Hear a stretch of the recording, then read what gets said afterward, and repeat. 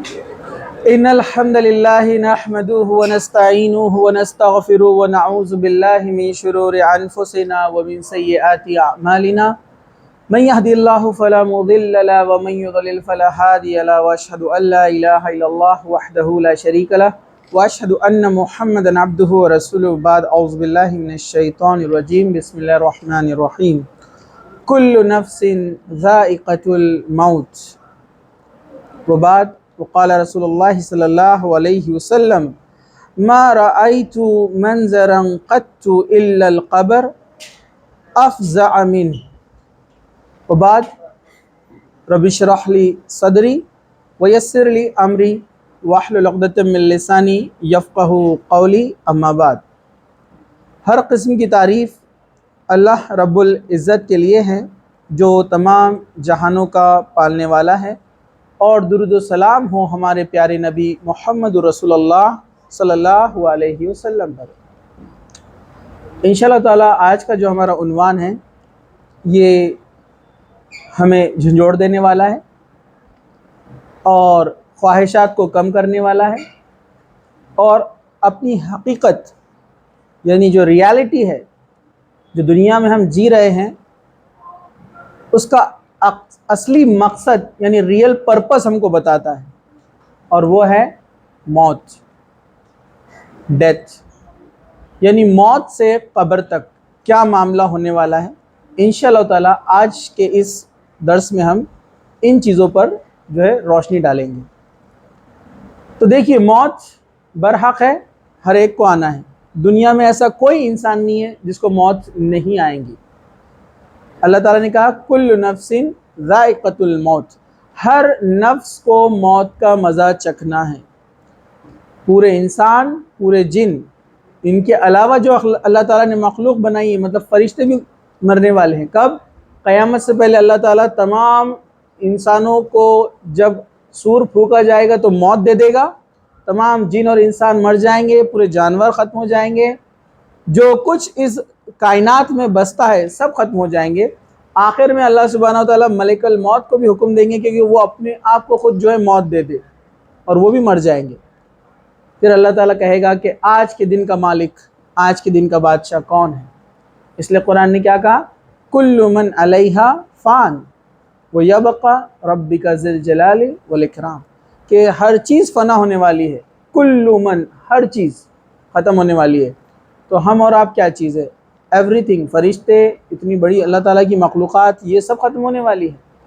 تو دنیا میں کوئی کتنا ہی پیسے والا ہو، مالدار ہو، دنیا پہ حکومت کیوں نہ کرتا ہو، اس کو بھی مرنا ہے۔ غریب ہے، اس کو بھی مرنا ہے۔ اللہ کے سب سے چہیتے بندے جو ہوتے ہیں انبیاء اور رسول، ان کو بھی موت آتی ہے نا؟ وہ بھی اس دنیا سے گئے، سب کو موت ہے۔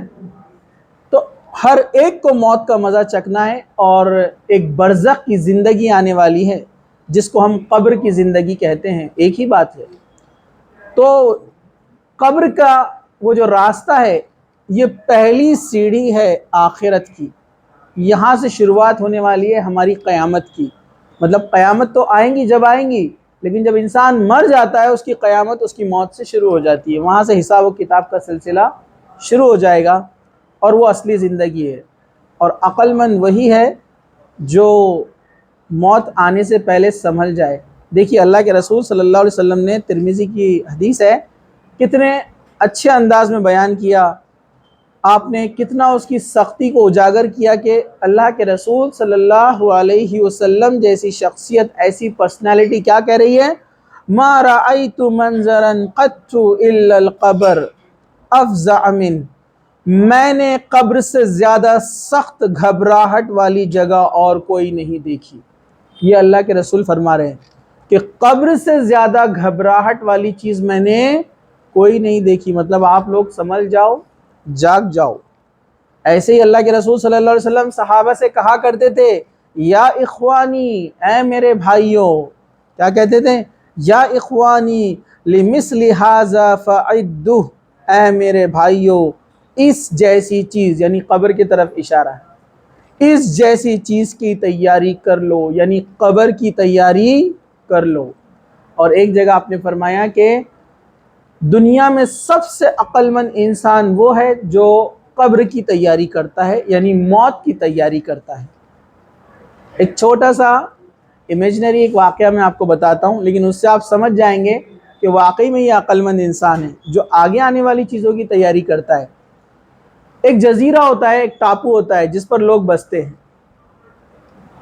اس ٹاپو پر ایک رول رہتا ہے، ایک اصول رہتا ہے کہ 1 سال کے لیے کسی ایک انسان کو وہاں کا راجہ بنایا جاتا ہے، بادشاہ، اور 1 سال تک وہ جو مانگے گا، جو خواہش کرے گا اس کو دیا جاتا ہے۔ اینی تھنگ، وہ جو بھی مانگے گا اس کو وہ چیز ملیں گی، بس 1 سال تک۔ 1 سال کے بعد اس کو کیا کرتے ہیں، وہ دوسرے ایک جزیرے پر، دوسرے ایک ٹاپو پہ لے جا کر چھوڑ دیتے ہیں جہاں جنگلی جانور رہتے ہیں، مطلب اس کی موت پکی ہے۔ تو ہر سال ایک کو بنانے کا، پھر موت کے منہ میں اس کو لے جا کر چھوڑ دینے کا۔ ایک بار ایک شخص کو بنایا جاتا ہے بادشاہ، کنگ، وہ انٹیلیجنٹ رہتا ہے بہت۔ وہ بولتا ہے کیا میں 1 سال کے لیے تمہارا بادشاہ ہوں، راجہ ہوں؟ وہ بولتے ہاں۔ کہا میں جو بولوں گا تم مانیں گے؟ بولے ہاں۔ کہا کہ تم بالکل سوال نہیں کریں گے، میں جو بھی مانگوں گا بنا سوال کیے تم مجھے دے دو گے؟ تو سب بولتے ہیں ہاں بالکل۔ تو بولتا ٹھیک ہے، فوج تیار کرو۔ فوج تیار کی جاتی ہے، ہتھیار تیار کرو، ہتھیار تیار کیے جاتے ہیں۔ کہا کہ 1 سال کے بعد جس ٹاپو پہ تم مجھے لے جا کر چھوڑنے والے ہو ابھی چلو۔ سب کو لے کے جاتا ہے، دن رات محنت کر کے فوج تیار کر کے وہاں جا کر بولتا ایک بھی جنگلی جانور اس ٹاپو پہ بچنا نہیں چاہیے، سب کو مارنے لگا دیتا ہے۔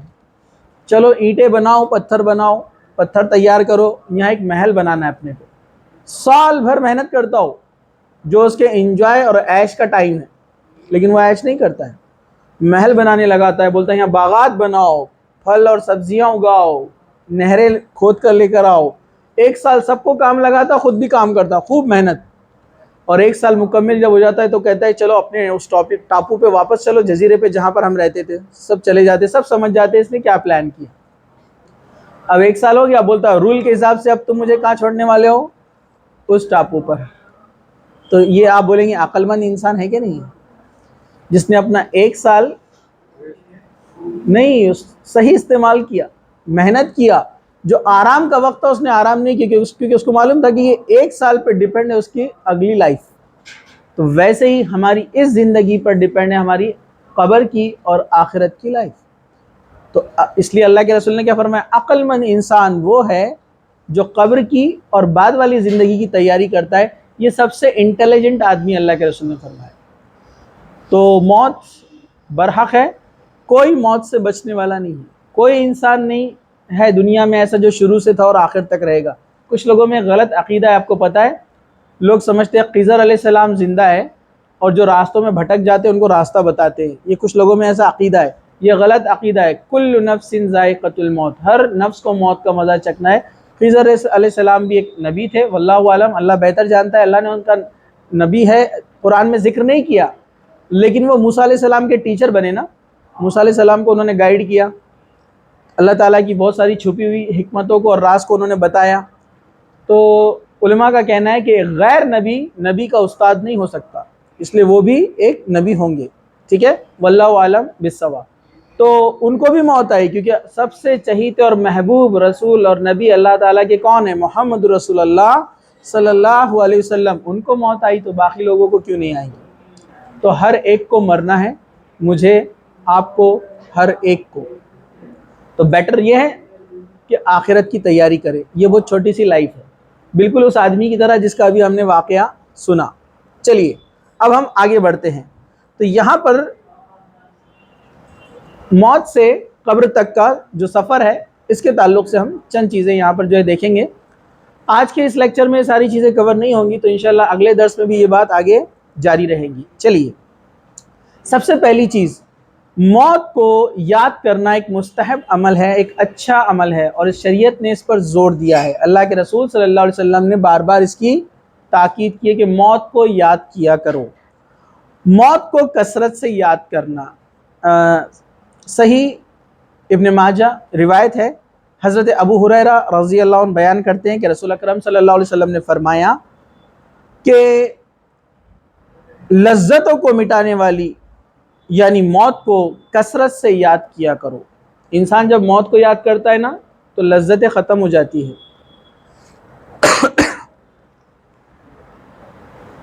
اگر کسی شخص کو یہ کہہ دیا جائے کہ 6 مہینے کے بعد آپ کی موت ہے، آپ کی ایسی بیماری ہے کہ بچنا ناممکن ہے، تو آپ دیکھیے اس کی عبادتوں کا کیا معاملہ ہوگا، کیفیت چینج ہو جائے گی.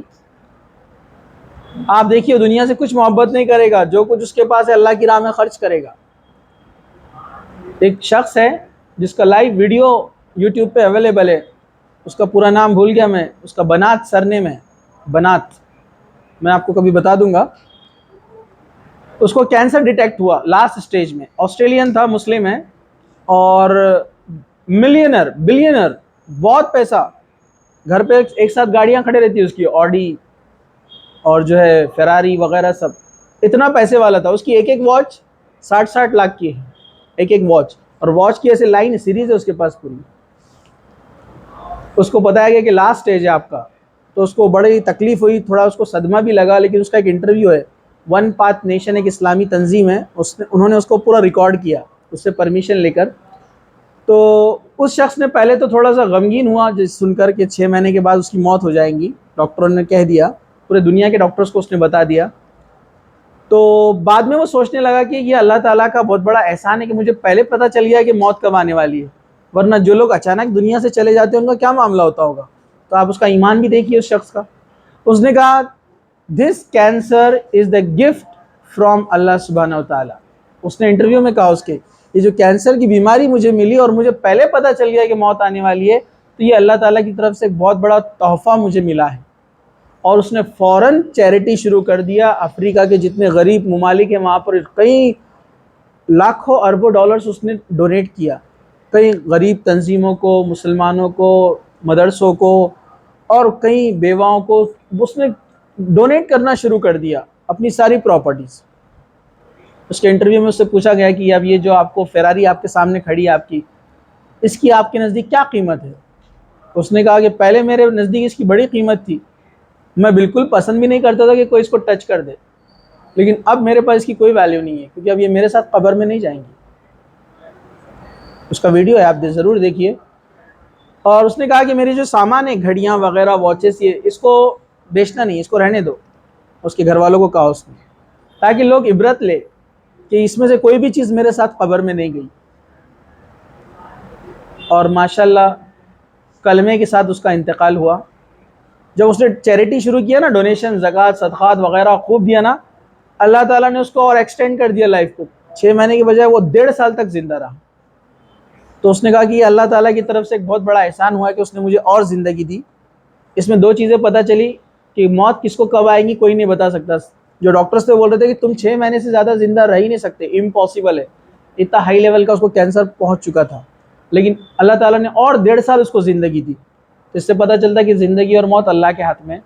دوسرا، اس کے ذریعے سے ایک ایگزامپل ہمارے سامنے آیا کہ اس آدمی نے کتنا صحیح استعمال کیا اپنے اس بچی ہوئی زندگی کا، کہ لوگوں کو تو پتہ بھی نہیں چلتا ہے نا کب موت آئیں گی. تو میرے لیے تو اللہ تعالیٰ کی طرف سے بولے یہ تحفہ ہے.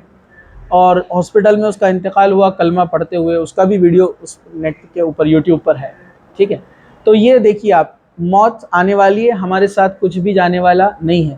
تو دنیا میں بھی جو ہم کام کرتے ہیں، ہم اپنے پروفیشن میں جا رہے ہیں، ڈاکٹر بن رہے ہیں، انجینئر بن رہے ہیں، بزنس مین بن رہے ہیں، یا کوئی اور پروفیشن میں آپ جائیں گے، تو یہ سوچئے کہ مجھے اس کو ایمانداری سے کرنا ہے، اچھے سے کرنا ہے، کوئی حرام کام نہیں کرنا ہے، غلط طریقے سے پیسہ نہیں کمانا ہے.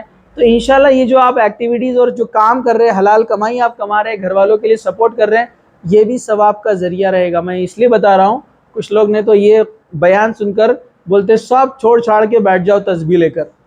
یہ صحیح طریقہ نہیں ہے، بلکہ دنیا تو جینا ہے آپ کو، اللہ کے رسول کے بتائے ہوئے، یعنی اللہ کے بتائے ہوئے طریقے سے زندگی گزاریے. آپ جو پروفیشن میں وہی رہیے، آپ حلال کمائیے، حلال کھائیے، اور اللہ تعالیٰ کی منع کردہ چیزوں سے اپنے آپ کو بچائیے. یہی آپ کی سکسیسفل لائف ہے. ٹھیک ہے، چلیے. تو موت کو کثرت سے یاد کرنا، اس سے انسان کو کیا ہوتا ہے؟ خواہشات، لذتیں ختم ہو جاتی ہیں، برائی کی طرف اس کا رجحان نہیں جاتا ہے. جو موت کو کثرت سے یاد کرتا ہے نا، گناہ کی طرف اس کا ارادہ نہیں جاتا ہے. وہ بولتا ہے کہ ٹھیک ہے میں گناہ کروں گا، لیکن میں مر جاؤں گا تو کیا ہوں گا، یہ میرے لیے تو عذاب بن جائے گا یہ گناہ. وہ سوچتا ہے اس کے اوپر. چلیے، دوسرا، موت کو کثرت سے یاد کرنے والے لوگ عقل مند ہے۔ اللہ کے رسول صلی اللہ علیہ وسلم نے فرمایا، ابن ماجہ کی حدیث ہے، حسن درجے کی روایت ہے، حضرت عبداللہ بن عمر کہتے ہیں کہ رسول اکرم صلی اللہ علیہ وسلم کے ساتھ ہم تھے، ایک انصاری آدمی آیا۔ انصاری کس کو بولتے ہیں؟ یہ انصاری مدد کرنے والوں کو بولتے ہیں، ناصر مدد کرنے والا، انصار مدد کرنے والے، یہ مدینہ والے جو مکہ سے مہاجر ہجرت کر کے آئے تھے نا، تو جو مدینہ والوں نے ان کا ساتھ دیا، مدد کی، ان کو انصار کہا جاتا ہے۔ تو انصاروں میں سے ایک انصاری صحابی آئے اور اللہ کے رسول کو سلام کیا اور کہا، یا رسول اللہ، مومنوں میں افضل کون ہے؟ آپ صلی اللہ علیہ وسلم نے ارشاد فرمایا، جس کے اخلاق سب سے اچھے ہو۔ اخلاق بہت اہم چیز ہے، کبھی ہم اس پہ بھی لیں گے انشاءاللہ۔ کہا کہ جس کے اخلاق اچھے ہو، مسلمانوں میں سب سے اچھا مسلمان ہے۔ اور سارے مسلمانوں میں اگر سب اچھے اخلاق والے ہیں تو اس میں بیٹر کون ہے پتہ ہے آپ کو؟ اللہ کے رسول نے کس کو دی سرٹیفیکیشن کی اتھارٹی پتہ ہے آپ کو؟ جو اپنے بیویوں کے ساتھ اچھا ہے، کیونکہ یہی ریئل ٹیسٹنگ ہوتی۔ باہر ادب سے رہتے اور خوب چلاتے گھروں میں، ہے نا، کیونکہ ایک ہی کمزور پرانی ہے گھر میں، اپنے چلاؤ اس کے اوپر، برابر ہے کہ نہیں؟ اللہ کے رسول نے فرمایا کہ ایمان والوں میں سب سے اچھا کون ہے؟ جس کے اخلاق اچھے ہیں۔ اور اچھے اخلاق والوں میں سب سے اچھا اخلاق والا کون ہے؟ جو اپنے بیویوں کے ساتھ، اپنے عورتوں کے ساتھ اچھا رہتا ہے۔ اس میں سبھی عورتیں آ گئی ہیں، ٹھیک ہے؟ چلیے، پھر پوچھا کہ مومنوں میں سب سے عقل مند مومن کون ہے؟ آپ نے ارشاد فرمایا، جو موت کو زیادہ یاد کرتا ہے، موت کے بعد آنے والے وقت کی اچھی طریقے سے تیاری کرتا ہے، وہ سب سے زیادہ عقل مند ہے۔ دیکھیے، اللہ کے رسول صلی اللہ علیہ وسلم کی نظر میں عقل مند وہ نہیں ہے جو بہت زیادہ پڑھا لکھا ہے، عقل مند وہ نہیں ہے جس نے بہت مال کمایا ہے کم وقت میں۔ اپن اسی کو کہتے ہیں جو کم وقت میں مال کماتا ہے، انٹیلیجنٹ آدمی۔ اللہ کے رسول کے نزدیک عقل مند وہ ہے جو نیکیاں کماتا ہے زیادہ، دنیا پر اس کا کنسنٹریشن زیادہ نہیں ہے۔ تو عقل مند بننا ہے ہم کو اللہ کے رسول کی نظر میں، تو نیکیوں میں ہم کو اضافہ کرنا ہے، بعد والی زندگی کی ہم کو تیاری کرنا ہے۔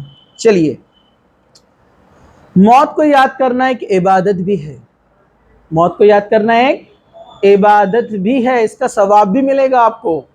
حضرت انس، یہ البزار کی روایت ہے، حسن ہے، حضرت انس رضی اللہ عنہ کہتے ہیں کہ نبی کریم صلی اللہ علیہ وسلم کے سامنے ایک آدمی کی عبادت اور ریاضت کا ذکر ہوا۔ کچھ لوگ تھے، اپنے ایک فرینڈ کی تعریف کر رہے تھے، بہت عبادت گزار ہے، بہت نیک آدمی ہے، بہت نیکیاں کرتا ہے۔ اللہ کے رسول صلی اللہ علیہ وسلم نے پوچھا، جس آدمی کی تم تعریف کر رہے ہو، کیا وہ موت کو یاد کرتا ہے؟ مطلب تمہارے سامنے کبھی موت کا ڈسکشن کیا اس نے؟ تو وہ لوگوں نے کہا کہ ہم نے تو کبھی ڈسکشن کرتے ہوئے اس کو نہیں پایا، تو ہم نے اسے کبھی ذکر کرتے ہوئے نہیں سنا۔ آپ صلی اللہ علیہ وسلم نے فرمایا، پھر تمہارا ساتھی عبادت کے اس درجے کو نہیں پہنچا جس کا ذکر تم لوگ کر رہے ہو۔ مطلب جو آدمی موت کو یاد نہ کرے وہ عبادت کے اس لیول تک نہیں پہنچ سکتا۔ کیوں؟ کیونکہ جس کے دل میں یہ خیال آتا ہے بار بار کہ مرنا ہے، اس کی عبادت کا لیول الگ رہتا ہے، اس کا کانسنٹریشن، اس میں خلوص، پیورٹی الگ ہوتی ہے۔ سمپل سا آپ اس کا مشاہدہ کر سکتے ہیں، جیسے ہم نے اس آدمی کو دیکھا جس نے چیریٹی کی، موت کے بارے میں جب پتہ چل گیا اس کو، تو بے لوث اللہ کی راہ میں خرچ کرتا گیا، ہے نا؟ تو ڈیفینیٹلی دوسرا ایک آدمی ہے جس کو موت کا ڈر نہیں ہے، وہ اتنا خرچ کرے گا، تو دونوں کی عبادتوں میں فرق رہنے والا ہے۔ تو موت کو یاد کرنا عبادت بھی ہے۔ موت اور قبر کو یاد کرنے والا صحیح معنوں میں اللہ سے حیا کا حق ادا کرتا ہے۔ اللہ سے حیا کرنے سے مراد کیا ہے؟ اللہ سے حیا کرنے سے مراد یہ، حیا کہتے ہیں شرم کو۔ جیسے مثال کے طور پر اللہ تعالیٰ نے کسی چیز کو منع کیا ہے، گناہ ہے، اور بندہ جب وہ گناہ کرنے جاتا ہے تو وہ سوچتا ہے، اس کو شرم آتی ہے کہ نہیں یہ گناہ ہے، اللہ نے منع کیا ہے، میں اگر کیا تو اللہ کے سامنے کیسے جاؤں گا، اللہ کے سامنے میں اپنی نظریں کیسی اٹھاؤں گا۔ یہ ہے اللہ سے حیا کرنا، جس کو عام لفظوں میں ہم کہتے ہیں پاس و لحاظ رکھنا، اللہ تعالیٰ کے بتائے ہوئے احکامات پر عمل کرنا، اور جس چیزوں سے منع کیا گیا، روکا گیا، اس سے رک جانا، یہ حیا ہے۔ سمجھے آپ کو؟ تو اصل میں حیا کا حق وہی ادا کر سکتا ہے جو موت کو یاد کرتا ہے۔ حضرت عبداللہ بن مسعود رضی اللہ عنہ کہتے ہیں کہ رسول اکرم صلی اللہ علیہ وسلم نے فرمایا، اللہ تعالیٰ سے اس طرح حیا کرو جس طرح حیا کرنے کا حق ہے۔ ہم نے پوچھا اے اللہ کے رسول، اللہ کا شکر ہے کہ ہم اللہ تعالیٰ سے حیا تو کرتے ہیں۔ آپ صلی اللہ علیہ وسلم نے ارشاد فرمایا ایسے نہیں، بلکہ اس طرح کہ جس طرح حیا کرنے کا حق ہے، اور وہ یہ کہ تم حفاظت کرو۔ دیکھیے ذرا غور سے سنیے کیا فرمایا اللہ کے رسول صلی اللہ علیہ وسلم نے۔ حیا کرنے کا حق کیسا ہے، کس کو بولتے ریئل میں اللہ سے حیا کرنا؟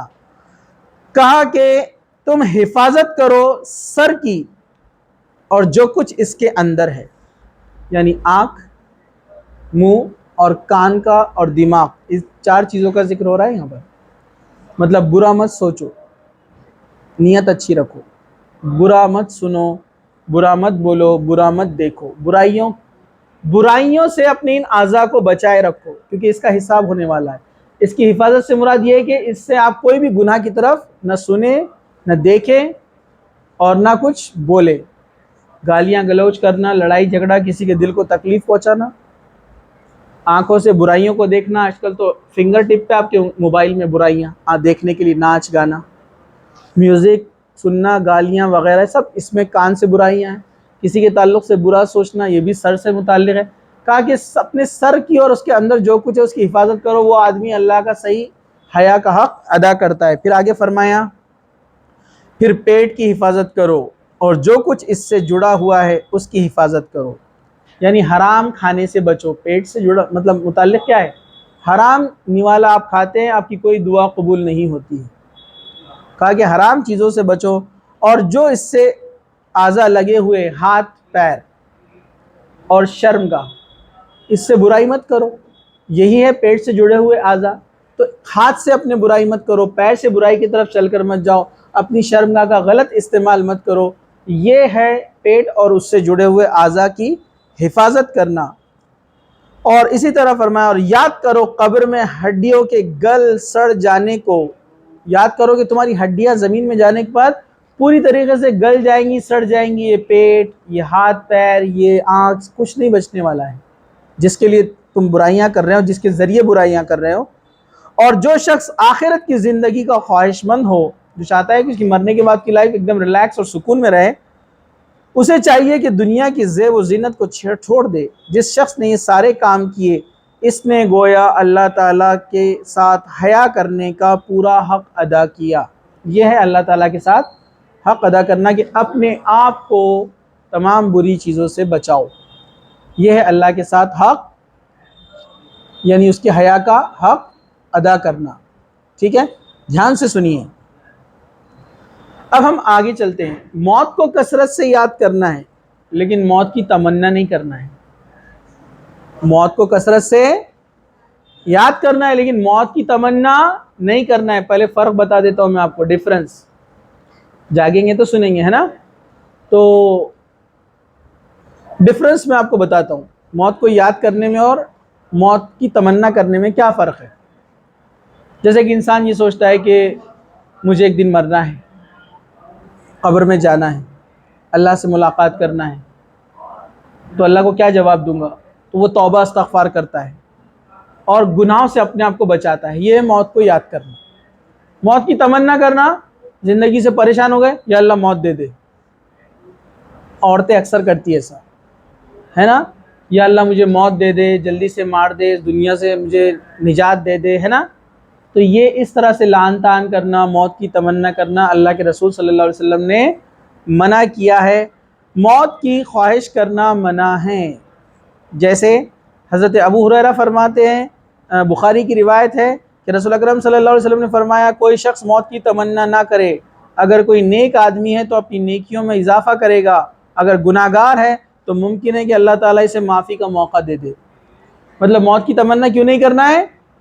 اس لیے کہ اللہ نے اگر آگے زندگی رکھی ہے تو آپ نیکیاں کمائیں گے، اور اگر آپ نیک آدمی ہیں تو، اگر آپ برے ہیں تو امید ہے کہ زندگی اگر آگے ملیں گی تو توبہ کر کے آپ واپس سے سدھر سکتے ہیں۔ اس لیے موت کی تمنا مت کیا کرو۔ شدید تکلیف میں موت کی دعا اگر کرنا بھی پڑے تو اس طریقے سے کرنا چاہیے، اور وہ کیسے ہے؟ لا یتمنین احدکم الموت من ضر اصابہ فإن کان لا لعبدن فاعل فلیقل، کیا میننگ ہے اس کا؟ آگے آپ نے اور بیان کیا، اللہم احیینی ما کانت الحیات خیرا لی وتوفنی اذا کانت الوفاء خیرا لی، کیا ہے دعا؟ حضرت انس بن مالک فرماتے کہ نبی کریم صلی اللہ علیہ وسلم نے فرمایا، تم میں سے کوئی بھی آدمی تکلیف یا مصیبت کے وقت موت کی آرزو نہ کرے اگر اس کے بغیر کوئی چارہ نہ ہو، اتنی شدید تکلیف ہو، بہت زیادہ برداشت کے باہر، تو تب کیا کہیں؟ یا اللہ مجھے اس وقت تک زندہ رکھ جب تک میرے زندہ رہنے میں بھلائی ہے، اور اے میرے رب مجھے اس وقت موت دے دے جس وقت میرے مرنے میں بھلائی ہو، مطلب مجھے زندہ تب تک رکھ جو میرے دنیا اور آخرت کے لیے بھلائی ہو، اور موت تب دے جب وہ میرے مرنے میں بھلائی ہو۔ ٹھیک ہے، یہ بہت اہم چیز ہے، اس کو آپ یاد رکھیے۔ ٹھیک ہے، جیسے ایک بار حضرت سعد بن ابی وقاص بہت بیمار ہو گئے سختی سے، اللہ کے رسول صلی اللہ علیہ وسلم سے ملنے کے لیے گئے، تو حضرت سعد اتنے بیمار تھے، ان کو ایک ہی بیٹی تھی اور مال و دولت اتنا سارا کہ گن نہیں سکتے تھے، کہا اللہ کی راہ میں پورا خرچ کرنا چاہتا ہوں۔ اللہ کے رسول نے فرمایا کہ نہیں کر سکتے، کہا کہ آدھا، کہا کہ نہیں، بولے 1/3، 1/3۔ پھر اللہ کے رسول خاموش رہے اور کہا کہ یہ بھی زیادہ ہے، لیکن منع نہیں کیا۔ اس سے پتہ چلا ایک آدمی اپنی لائف میں 1/3 اپنی پراپرٹی اللہ کی راہ میں لگا سکتا ہے، باقی کیوں نہیں لگانا ہے اللہ کی راہ میں؟ کیونکہ اللہ کے رسول نے فرمایا اے سعد ایسا نہ ہو تم اپنے پیٹھ پیچھے اپنے بچوں کو اور گھر والوں کو مانگتا ہوا چھوڑ دو، مطلب ان کی پراپرٹی کا حق ہے نا ان کو دینا چاہیے، تو اس لیے پورا دینے سے منع کیا۔ اور کہا اللہ کے رسول اگر میں مر گیا تو اللہ کے رسول صلی اللہ علیہ وسلم فرمایا کہ اگر تمہاری موت آ گئی تو تم دنیا کے فتنوں سے نجات پالو گے، برائیوں سے، اور اپنے رب سے جا ملو گے۔ اور کہا کہ مجھے زندگی رہی تو کہا کہ اگر تم زندہ رہے تو اور نیکیاں کرنا اور اپنے نیکیوں میں آگے بڑھنا۔ تو دونوں چیزیں آپ کو یاد رکھنا ہے کہ اللہ تعالیٰ جو کرتا ہے بہترین فیصلہ کرتا ہے، اور ہم نے جو ہے موت مانگنا نہیں چاہیے بلکہ اس طرح سے آپ دعا کر سکتے ہیں۔ چلیے، موت کی سختیاں کیسے ہوتی ہے ذرا دھیان سے سنیے آپ۔ موت کی تکلیف اور سختی برحق ہے، ہر ایک کو موت کی سختی سے گزرنا ہے۔ دیکھیے قرآن نے کیا کہا، سورہ قاف آیت نمبر 19، وَجَاءَتْ سَكْرَةُ الْمَوْتِ بِالْحَقِّ، کیا فرمایا؟ اور موت کی سختی برحق ہے، ہر ایک کو موت کی سختی سے گزرنا ہے، ہر ایک کو موت کی سختی آنے والی ہے، مطلب موت آسان چیز نہیں ہے، انسان کو بہت تکلیف ہوتی ہے جب اس کی روح نکالی جاتی ہے جسم میں سے۔ جیسے کچھ روایتوں میں آتا ہے ایسی تکلیف پہنچتی ہے جیسے کاٹی دار جھاڑی ہو اور اس پر کسی نے مخمل یا کاٹن یا اون کا کوئی کپڑا اس کے اوپر ڈال دیا ہو جو اس میں پوری طریقے سے لپٹ گیا ہو، اور کوئی اس لکڑی کو کھینچ دے۔ اس سے زیادہ تکلیف ہوتی ہے جب روح نکالی جاتی ہے۔ تو موت کی سختی ہر ایک کو آنی ہے، موت کی تکلیف بڑی شدید ہے۔ مسند احمد کی حدیث ہے، حسن ہے، حضرت جابر کہتے ہیں کہ رسول اکرم صلی اللہ علیہ وسلم فرمایا، موت کی تمنا نہ کرو، جان کی تکلیف بڑی شدید ہے۔ جان کی یہ تکلیف مطلب جو جان نکالنے والی جو اسٹیپ ہے یہ بڑی تکلیف اور شدید ہے، اور یہ نیک بختی کی علامت ہے کہ اللہ کسی بندے کی عمر لمبی کر دے اور اسے توبہ کی توفیق عطا فرمائے۔ مطلب یہ بھی روایت اسی سے متعلق ہے کہ موت کی تمنا نہیں کرنا چاہیے، وہ اللہ تعالیٰ کے اوپر ڈیپینڈ ہے کہ آپ کو موت دے یا آگے لمبی عمر دے دے۔ ٹھیک ہے، اگر مانگنی بھی ہے تو دعا کس طرح سے مانگنا ہم پہلے دیکھ چکے ہیں۔ ٹھیک ہے، دوسرا یہاں پر کیا بتایا گیا کہ جان نکالنے کی جو مرحلہ ہے اللہ کے فرمایا شدید ہے، سخت۔ چلیے، موت کی جتنی تکلیف رسول اکرم صلی اللہ علیہ وسلم کو ہوئی اتنی تکلیف قیامت تک کسی دوسرے آدمی کو نہیں ہوگی۔ دیکھیے اللہ کے رسول، اللہ کے سب سے چہیتے بندے، وہ تکلیف سے گزر رہے ہیں۔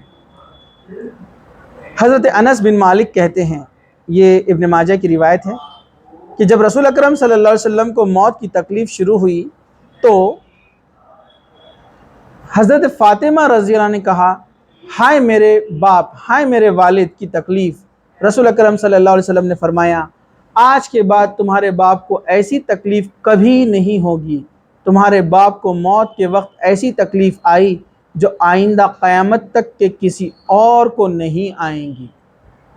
مطلب موت کی سختی برحق ہے، نبیوں کو تک اس سے گزرنا ہے۔ اس لیے اللہ کے رسول نے دعا بھی کی، ہم کو بھی سکھایا کہ موت کی سختی سے پناہ طلب کیا کرو، اللہ سے دعا کرنا چاہیے کہ موت آسان ہو اور کامیابی والی موت ہو، مطلب ہماری آخرت جو ہے کامیاب ہو، اللہ سے دعا کرتے رہنا چاہیے۔ رسول اکرم صلی اللہ علیہ وسلم کی موت کی تکلیف پر حضرت عائشہ کا اظہار خیال، وہ فرماتی ہے، حضرت عائشہ رضی اللہ عنہا کہتی ہے کہ نبی کریم صلی اللہ علیہ وسلم کی وفات اس حالت میں ہوئی کہ آپ صلی اللہ علیہ وسلم کا سر آپ صلی اللہ علیہ وسلم کا سر مبارک میرے سینے اور ٹھوڈی کے درمیان تھا، مطلب آپ مانڈی ڈال کر بیٹھی ہوئی تھی، اللہ کے رسول کا سر آپ کی گود میں تھا اور آپ اتنے قریب تھی ان کے کہ حضرت عائشہ کی ٹھوڈی اور جو سینہ ہے وہ آپ کا جو ہے حضرت اللہ کے رسول کے سر کو ٹچ ہو رہا تھا، اتنے قریب تھے وہ۔ اور کیا فرمایا؟ آپ صلی اللہ علیہ وسلم کی موت کی تکلیف دیکھنے کے بعد اب میں کسی کے لیے موت کی سختی کو برا نہیں سمجھتی، کہا کہ اللہ کے رسول صلی اللہ علیہ وسلم کی جب موت کی سختی میں نے نزدیک سے دیکھی نا، اس کے بعد مجھے کسی کے مرنے کا غم نہیں ہوا، اتنی زیادہ سختی تھی اللہ کے رسول کے وفات کے وقت آپ کو۔ لیکن آپ کو پتہ ہے نا، اس سختی میں بھی اللہ کے رسول صلی اللہ علیہ وسلم نے نماز نہیں چھوڑے۔ آپ کو معلوم ہے 17 نمازیں آپ نے بیٹھ کر پڑھی ہیں، آخری کی 17 نمازیں آپ اشارہ کرتے تھے، حضرت ابو بکر صدیق ان اشاروں پر عمل کرتے تھے اور پوری امت اس کے پیچھے نماز پڑھتی تھی۔ پتہ ہے نا آپ کو؟ ایک بار اللہ کے رسول اس حالت میں نماز کے لیے کھڑے ہوئے اور بے ہوش ہو کر گر گئے، غسل کر کے آئے، پھر کھڑے ہوئے بے ہوش، 3 بار کیے ایسا، لیکن مسجد میں آئے نماز کے لیے۔ تو ہم نماز کس چھوٹے چھوٹے عذر پہ چھوڑ دیتے؟ دیکھیے آپ، اللہ کے رسول اللہ کے سب سے چہیتے بندے، حالت ایسی کہ نماز میں بے ہوش ہو کر گر جا رہے، پھر آ رہے غسل کر کے پھر نماز پڑھ رہے ہیں۔ تو یہ دیکھیے نماز کا معاملہ، اور ہم کتنی آسانی سے نماز چھوڑ دیتے ہیں۔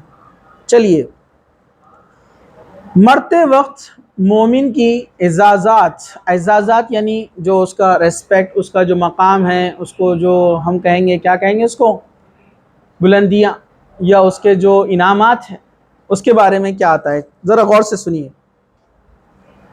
بہت اہم ہے کہ ایک مومن کا معاملہ کیا ہوگا مرنے کے ٹائم، اور ایک کافر کا معاملہ کیا ہونے والا ہے، ایک گناہ گار کا معاملہ کیا ہوگا اور نیک آدمی کا معاملہ کیا ہوگا۔ مرتے وقت مومن کو کیا کیا ہوتا ہے، ذرا غور سے سنیے۔ فرشتے روح قبض کرنے سے پہلے آ کر السلام علیکم کہتے ہیں۔ خوش نصیب انسان ہے وہ لوگ، مومن لوگ، نیک لوگ۔ مومن وہ نہیں ہے کلمہ پڑھ لیے بس اور نمازوں کا پتہ نہیں، نیکیوں کا پتہ نہیں، گناہوں میں ڈوبے، حرام کاموں میں ڈوبے ہوئے، یہ وہ لوگ نہیں ہیں۔ یہ وہ لوگ ہیں جو ایمان لائے اور کوشش کی پورا کا پورا دین پر عمل کرنے کی۔ غلطیاں تو سب سے ہوتی ہے، لیکن جنہوں نے پوری کوشش کی نیکیوں پر عمل کرنے کے لیے، تو فرشتہ کیا کرتا ہے؟ آکے سلام کہتا ہے۔ دوسرا، مومن آدمی کی روح قبض کرنے کے لیے سورج کی طرح روشنی چاروں طرف فرشتے پھیلا دیتے ہیں، ہر طرف روشنی روشنی ہوتی ہے۔ مومن آدمی کی روح لپیٹنے کے لیے رحمت کے فرشتے جنت سے سفید ریشم کا کفن لے کر ساتھ میں آتے ہیں، اسپیشل کفن ریشم کا اس کے لیے لے کر آتے ہیں۔ حالانکہ مردوں کے لیے ریشم حرام ہے دنیا کے اندر، لیکن وہاں پر جنت میں حلال ہے۔ روح کو معطر یعنی عطر کرنے کے لیے فرشتے جنت سے خوشبو بھی اپنے ساتھ لے کر آتے ہیں۔ مومن کی روح قبض کرتے ہوئے فرشتے مومن آدمی کو اللہ تعالیٰ کی مغفرت اور رضامندی کی بشارت دیتے ہیں۔ پہلے ہی اس کو نیوز دے دی جاتی ہے کہ تم سکسیسفل ہے، تمہاری آگے کی سٹیپس بڑے آسان ہیں، خوشخبری مغفرت کی۔ مومن آدمی کی روح جسم سے نکلتی ہے تو اسے روئے زمین پر پائے جانے والے بہترین مشک جیسی خوشبو آتی ہے۔ مسک پتہ ہے نا آپ کو، جو اسمیل ہوتی ہے اس کی، اس سے بہترین خوشبو آتی ہے جب اس کی روح نکالی جاتی ہے۔ مومن آدمی کی روح کے لیے زمین اور آسمان کے درمیان موجود سارے فرشتے رحمت کی دعا کرتے ہیں۔ جب ایک مومن مرتا ہے تو پورے فرشتے اس کے لیے دعا کرتے ہیں۔ کتنا بڑا ریسپیکٹ ہے، آپ دیکھیے کتنا بڑا ریسپیکٹ دیا جا رہا ہے کہ پورے فرشتے اس کے لیے دعا کر رہے اسپیشل۔ مومن آدمی کی روح کو آسمان پر لے جانے والے فرشتے آسمان کے دروازے پر مومن آدمی کا تعارف کرواتے ہیں تو محافظ فرشتے خوش آمدید کہتے ہیں اور آسمان کے دروازے کھول دیے جاتے ہیں، اس کی روح کو آسمان میں لے جایا جاتا ہے اور اس کا ویلکم ہوتا ہے۔ ہر آسمان کی اسٹیج پر فرشتے اور داروغہ ہے، گارڈز ہے، وہاں کوئی نہیں جا سکتا، وہاں دروازے بھی ہے اور وہ لوگوں کے آنے پر اس کو کھولتے ہیں، ان کو اجازت لینا پڑتی ہے، اللہ کی طرف سے جس کو اجازت ہوتی ہے وہ وہاں سے انٹر ہوتا ہے، ٹھیک ہے۔ تو ہر فرشتہ ویلکم کرتا ہے جب مومن مرتا ہے، تو یہ بات یاد رکھیے۔ ہر آسمان کے فرشتے مومن آدمی کی روح کو الوداع کہنے کے لیے اگلے آسمان تک ساتھ جاتے ہیں۔ کتنا بڑا ریسپیکٹ ہے، ایک آسمان سے دوسرے آسمان تک ریسیو بھی کر رہے ہیں اور لے جا کر چھوڑ بھی رہے ہیں۔ کتنا بڑا ریسپیکٹ ہے ایک مومن کے لیے۔ 7ویں آسمان پر پہنچنے کے بعد اللہ تعالیٰ کے حکم سے مومن روح کو اندراج علیہین میں کر لیا جاتا ہے اور روح کو واپس قبر میں بھیج دیا جاتا ہے۔ انرولمنٹ، انٹری ہو جاتی ہے اس کی صالح لوگوں میں، نیک لوگوں میں، اور اس کو بھیج دیا جاتا ہے علیین، یعنی قبر میں واپس۔ قبر کے اندر 2 مقام ہیں، سجین اور علیین۔ سجین کس کے لیے ہے؟ برے لوگوں کے لیے۔ علیین کس کے لیے؟ نیک لوگوں کے لیے، ٹھیک ہے۔ تو سجین، کنفیوژن بہت ہوتا ہے نا، تو سین سے سجین، سین سے سزا، یاد رکھنے کے لیے، ٹھیک ہے۔ تو سجین میں برے لوگوں کو قید کر دیا جاتا ہے اور علیین میں نیک لوگوں کو آرام کے لیے سلا دیا جاتا ہے، قبر چوڑی کر دی جاتی ہے۔ آگے آئے گا پورا قبر کے بارے میں۔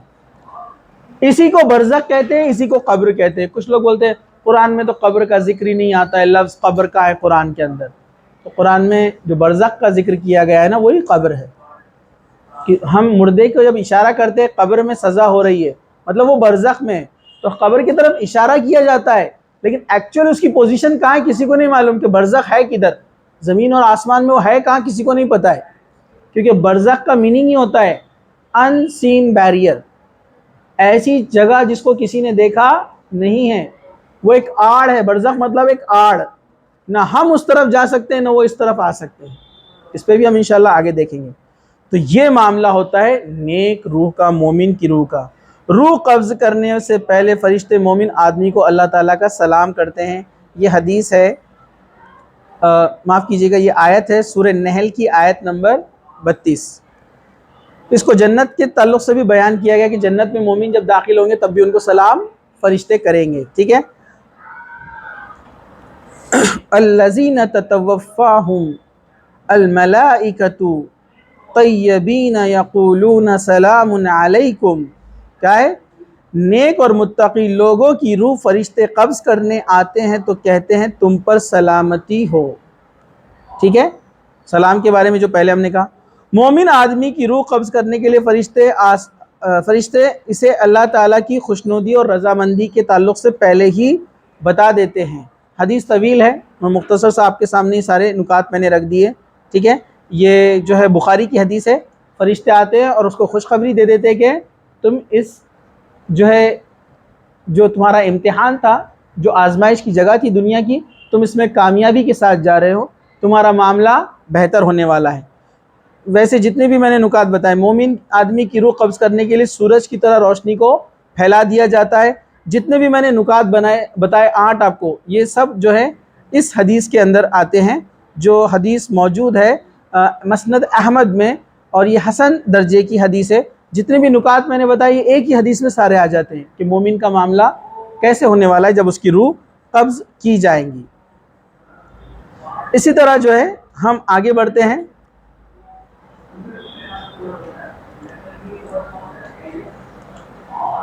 مرتے وقت کافر کی روح کا کیا معاملہ ہوتا ہے؟ کافر آدمی جس نے انکار کیا، کافر کس کو کہتے ہیں؟ انکار کرنے والے کو، ٹھیک ہے، کافر کہتے ہیں۔ یا حق کو جان کر چھپانے والے کو بھی کافر کہتے ہیں۔ جیسے عربی میں کسان کو بھی کافر بولتے ہیں، لیکن آپ لوگ جا کر کھیت میں بولو مت اس کو کافر بول کے۔ کیوں بولتے ہیں اس کو کافر؟ وہ کیا کرتا ہے، کسان بیج لیتا ہے، زمین کو کھودتا ہے، اس میں دفن کر کے مٹی ڈال دیتا ہے، تو بیج کی حقیقت اس کو پتہ تھی، اس نے اس کو چھپا دیا، تو عربی میں اس کو کافر کہتے ہیں، کوئی چیز کو جان کر چھپانے والا۔ تو ویسے ہی جب کسی کے پاس حق بات پہنچ گئی، اسلام پہنچ گیا، اس نے اسلام کو سمجھا، اللہ تعالیٰ کا پیغام اس کے پاس آ گیا اور اس نے انکار کیا جانتے ہوئے بھی، تو وہ کیا بن گیا؟ کافر، اللہ کا انکار کرنے والا، اسلام کا انکار کرنے والا، ٹھیک ہے، شریعت کی اصطلاح کے اندر۔ تو جو کافر ہوتا ہے، ایک تو بغیر ایمان والے، یہ ان سے متعلق ہے، دوسرا صرف کلمہ پڑھنے سے نہیں چلے گا، کیونکہ علامہ اقبال نے کیا کہا، زبان سے صرف لا الہ کہہ دیا تو کیا، اگر دل اور نگاہ مسلمان نہیں تو کچھ نہیں۔ بڑی گہری بات ہے نا اس شعر کے اندر۔ تو ظاہر سی بات ہے، حرام کام کیے، گناہ کیے، لوگوں کو تکلیف دیے، اور اللہ تعالیٰ پہ جیسا ایمان لانا چاہیے، توحید میں بھی خلل ہے، تو کلمہ پڑھنے سے کیا ہوگا؟ آپ کی توحید صحیح نہیں، آپ شرک کر کے چلے گئے، کیونکہ کلمہ گو مشرک بھی ہوتے ہیں، پتہ ہے آپ کو؟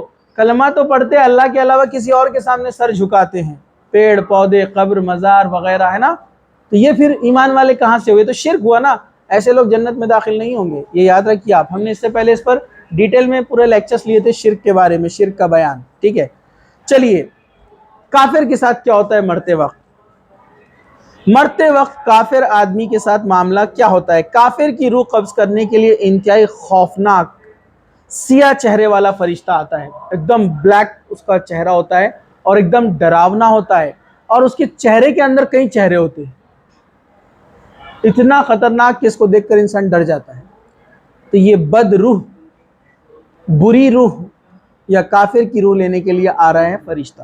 دوسرا، کافر کی روح قبض کرنے والا فرشتے اپنے ساتھ ٹاٹ کا کفن لے کر آتا ہے، ٹاٹ جس کو ہم عام زبان میں تھیلا کہتے ہیں نا، ایک دم رف، جو اسکن کو چھیل دے سکتا ہے، لیکن وہ کس طریقے کا ٹاٹ ہوگا ہم نہیں جانتے، کتنا برا اور خطرناک ہوگا، یہ اس طرح کا کفن ساتھ لے کر آتا ہے۔ بد روح قبض کرنے سے پہلے فرشتہ کافر کو یہ کہتا ہے اور ڈرانا شروع کر دیتا ہے، اے ناپاک روح، نکل اس جسم سے اور چل اللہ تعالیٰ کے غصے اور غضب کی طرف، کہ اللہ تجھ سے ناراض ہے، اب چل تیرا حساب ہونے والا ہے۔ کافر کی روح قبض کرتے وقت فرشتے اس کے چہرے اور پیٹھ پر تھپڑ مارتے ہوئے اس کو لے جاتے ہیں، اور ان کا تھپڑ کیسے ہوگا آپ سوچئے، فرشتوں کا مارنا کیسے ہوگا؟ میں نے ایک مثال دی نا آپ کو، جبرائیل علیہ السلام آئے اور صرف اپنا ایک پر مارا تو قوم لوط کی 30 بستیاں تباہ ہو گئی، برباد، 30 ان کے ولیجز ختم ایک ہی پر سے، تو ان کا تھپڑ کیسا رہے گا؟ آپ سوچئے، بد روح کے ساتھ ایسا معاملہ ہے۔ بد روح کی جب روح قبض کی جاتی ہے، فرشتے اسے آگ کے عذاب کا بھی جو ہے نیوز یعنی پیغام سناتے ہیں کہ اسے آگ کا عذاب ملنے والا ہے۔ مرتے وقت بد روح سے روئے زمین پر پائے جانے والے بدترین مردار جیسے غلیظ بو آتی ہے، جیسے ایک مرا ہوا ڈیڈ جانور یا انسان ہے تو ڈیڈ باڈیز میں سے کیسی اسمیل آتی ہے؟ ہم دیکھتے ہیں نا، چوہا مر گیا یا کوئی کتا مر گیا راستے پہ، آپ دیکھتے ہیں کیسی اسمیل آتی ہے، آپ وہاں سانس نہیں لے سکتے۔ تو جو بد روح ہوتا ہے نا، بری روح جو ہے، اس کی روح جب نکالی جاتی ہے تو وہاں ویسی ہی بو آتی ہے، ٹھیک ہے۔ اسی طرح کافر روح کی بدبو محسوس کر کے زمین و آسمان کے درمیان اور آسمان میں موجود تمام فرشتے اس پر لعنت بھیجتے ہیں۔ جب ایسی بدبو آتی ہے تو تمام فرشتے اس کے اوپر لعنت بھیجتے ہیں۔ کافر کی روح قبض کرنے کے بعد فرشتے اسے آسمان کے اول کی طرف لے جاتے ہیں اور تعارف کروانے کے بعد آسمان کا دروازہ کھولنے کی درخواست کرتے ہیں، لیکن جو گارڈ ہے یعنی محافظ فرشتے دروازہ کھولنے سے انکار کر دیتے ہیں، وہ دروازہ نہیں کھولتے۔ اللہ تعالیٰ کی طرف سے حکم ہوتا ہے کہ اس کافر روح کو اندراج سجین میں کر لیا جائے، وہیں سے اس کو واپس لوٹا دیا گیا، اس کا نام لکھ دیا گیا سجین میں، سزا پانے والے لوگوں میں، وہ بھی برزخ میں پہنچ جائے گا۔ قیامت تک اس کو پھٹکے پڑنے والے ہیں، قیامت تک اس کو آگ میں جلایا جائے گا، جب تک قیامت نہیں آئیں گی، جبکہ نیک روح آرام سے سو رہی ہے، آگے آئے گا ڈیٹیل میں۔ چلیے، سجین میں انرول یعنی اندراج کرنے کے بعد کافر کی روح کو بڑی ذلت کے ساتھ آسمان اول سے ہی زمین پر پٹک دیا جاتا ہے، اس کو اٹھا کر پھینک دیا جاتا ہے وہاں سے، اس کو فرشتے بھی لا کر نہیں چھوڑتے ہیں، نیک روحوں کو فرشتے لا کر چھوڑتے ہیں، اور بد روحوں کو کیا کرتے ہیں، وہاں سے ہی اوپر سے پٹک دیا جاتا ہے اور وہ سجین میں آ کر گر پڑتے ہیں۔ سجین کہاں ہے؟ واللہ عالم، وہ اللہ بہتر جانتا ہے۔ تو میں نے جتنی باتیں بتائی ہیں یہاں پر، اس کے لیے جو روایتیں آپ کو مل سکتی ہیں وہ حوالے میں آپ کو دے دیتا ہوں یہاں پر، تاکہ آپ اس کو بعد میں چاہے تو چیک کر سکتے، ویڈیو میں ریکارڈ ہو جاتا ہے۔ سورہ نحل کی آیت نمبر 28-29 ہے. جو میں نے پوائنٹس بتائے اس کو مختصر سا بیان کر رہا ہوں میں. اسی طریقے سے جو ہے سورہ انفال کی آیت نمبر 50 ہے. اسی طرح سے سورہ محمد کی آیت نمبر 27 ہے. اسی طریقے سے جو ہے سورہ انعام کی آیت نمبر 93 ہے. اسی طرح جو ہے جو اور چیزیں میں نے بیان کی، مسند احمد کی حدیث ہے، حسن درجے کی حدیث ہے، اور سورہ حج کی آیت نمبر 31 کی تفسیر میں بھی آتی ہے یہ، اور جو مسند احمد کی حدیث ہے 5221. ٹھیک ہے. اسی طریقے سے اور جو ہے یہ حدیث نمبر 15 میں بھی اس کا ذکر آیا ہے. اسی طرح جو ہے یہ مسند احمد کی 3 سے 4 روایتیں ہیں جس میں تمام چیزوں کا بیان کیا گیا ہے جو میں نے آپ کے سامنے بیان کیا ہے. تو یہ معاملہ ہوا ابھی قبر سے پہلے تک کا، روح نکلنے تک. اب مرنے کے بعد میت، مرتے وقت میت بولتی کیا ہے؟ جو ڈیڈ باڈی ہے نا، جس کو ہم ڈیڈ باڈی سمجھ رہے ہیں، اب جب اس کی روح نکال لی جاتی ہے تو وہ کیا سوچتا ہے، وہ کیا بولتا ہے، لوگوں سے اس کا کیا کلام ہوتا ہے، وہاں پر کیا معاملہ ہوتا ہے، پھر اس کو جب قبر میں لے جا کر اندر چھوڑا جاتا ہے تو وہاں کیسی شروعات ہوتی ہے، انشاءاللہ اس کو ہم دیکھتے ہیں اگلے درس میں. ٹھیک ہے. جزاک اللہ خیر. وآخر دعوانا ان الحمد للہ رب العالمین. سبحان ربک رب العزت عما یصفون وسلام علی المرسلین والحمد للہ رب العالمین.